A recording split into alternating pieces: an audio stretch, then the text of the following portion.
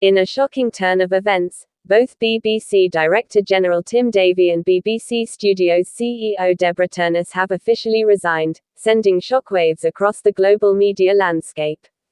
The resignations came after intense backlash surrounding a controversial documentary about former U.S. President Donald Trump. The film, which was set to air as part of BBC's investigative series, reportedly faced accusations of political bias and editorial interference from senior executives.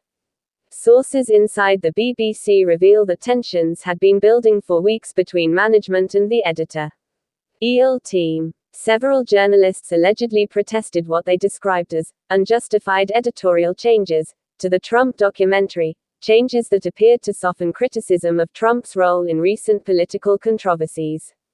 Tim Davie, who has led the BBC since 2020, was already under scrutiny for his efforts to maintain political neutrality at the network.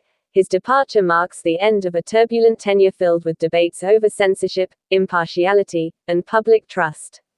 Meanwhile, Deborah Turness, a respected journalist and former NBC News executive, announced her resignation just hours after Davie's. Insiders claim she grew frustrated over the growing internal pressure and the loss of editorial independence. The BBC has issued a brief statement thanking both leaders for their service and promising a transparent review of recent editorial decisions. However, critics argue that the damage has already been done, with questions now swirling around who will lead the BBC forward and whether the institution can rebuild its credibility. Media analysts say this could mark one of the biggest crises in BBC history, as global audiences demand answers and accountability. As of now, the Trump documentary's release remains uncertain, and the network faces an uphill battle to regain public confidence. Stay tuned for more updates as the story unfolds.